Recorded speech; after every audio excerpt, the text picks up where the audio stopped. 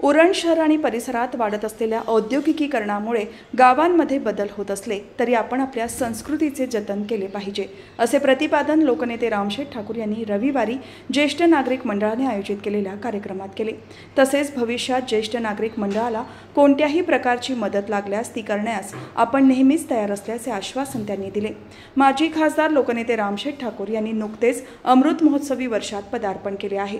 या निमित्ताने रविवारी मुळेखंड येथील मुळेखंड, तेलीपाडा, कोळीवाडा, कुंभारवाडा आणि परिसर ज्येष्ठ नागरिक मंडळाच्या वतीने विशेष कार्यक्रमाचे आयोजन करण्यात आले होते।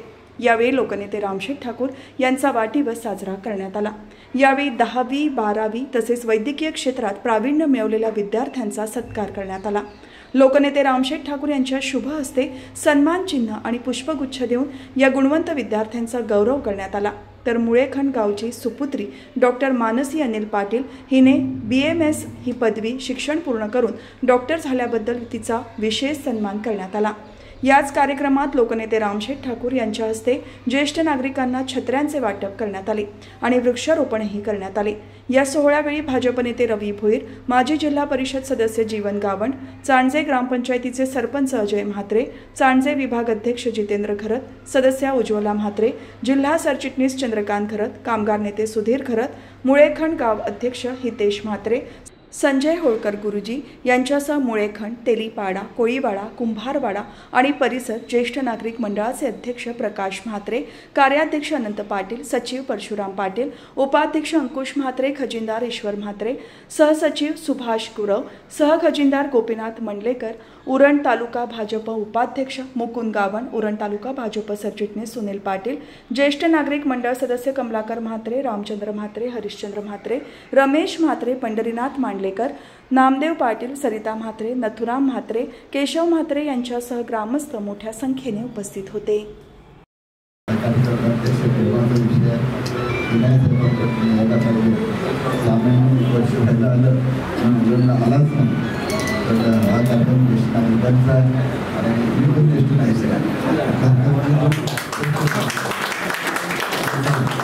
आपल्या भावांचा वेगळा जायला पाहिजे।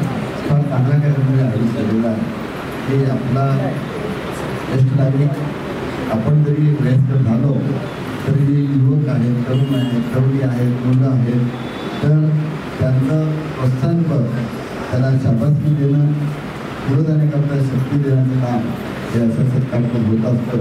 ते तुम्ही आयोजित केलं आणि त्याचबरोबर आपले सहकार्य ज्येष्ठ नागरिक महिला भगिनी आहेत तर त्यांच्याकरता आपण एक शक्ती वाटप केलेला आहे। हा सगळं कार्यक्रम आता माझ्यामार्फत काय ते मगाशी अनाऊन्स केला, माझ्यामार्फत नाही सगळं करणार हेच आहे। त्यांच्याच अर्थच आहे रामशेठ ठाकूरचं नाव पडलं। बऱ्याच ठिकाणी काय होतं, रामशेठ ठाकूरांचं नाव आलं ते जरा थोडंसं लोकांना बरं वाटतं आणि काम करणाऱ्यांचे हे कार्यकर्ते असतात। आपला सरपंच सरकार आहे, तथापि त्याच्यातला जरी आलाच नाही 50 चाललेला तरी जोमानं काम करत असतात आणि ह्या विभागामध्ये आपल्या काही पाटील आपल्या म्हणजे त्यांच्या सहकार्याने आमच्यापर्यंत पाठिंबा गोष्टी असतात त्या मला कळवत असतात आणि एकंदरीत उरणच्या दृष्टीनं आज हा उरण तालुका अख्खा उरण शहर झालं तालुका असं एकंदरीत औद्योगिकरणाचं शहरीकरण घडलेलं आहे की त्याच्यामुळं आता पुढच्या गावाने जोडतो तुमच्या नावाने मुळेखंड, तेलीपाडा, कुंभारवाडी, कोळीवाडा आणि परिसर हे गावांची नावं आता जरा लहान लहान दिसायला लागली आणि पाळणेवाल्यावर मोठी संख्या झालेली आहे। त्याच्यात आपण समजून घेत नाही, पण आपली संस्कृती जी आहे त्या आपण टिकवून पाहिजे नाही। म्हणजे आपलं मूळचं आग्र्यांचं, कोळ्यांचं, कराडचं, बाकी जे काही समाजातले लोक समाज आहेत त्यांचं अस्तित्व टिकून राहणं हे जास्त महत्त्वाचं आहे आणि त्या दृष्टीनं आपली मुली ज्या पुढे येत आहेत, मुलं पुढे येत आहेत, तिथे स्पर्धामध्ये त्यांना मजबूत मिळत आहे त्याचं जतन करण्याकरता आपण त्याला प्रोत्साहन खूप गरजेचं असतं।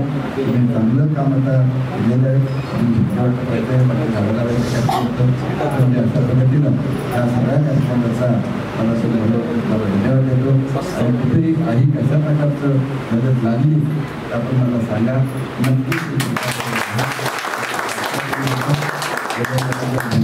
धन्यवाद.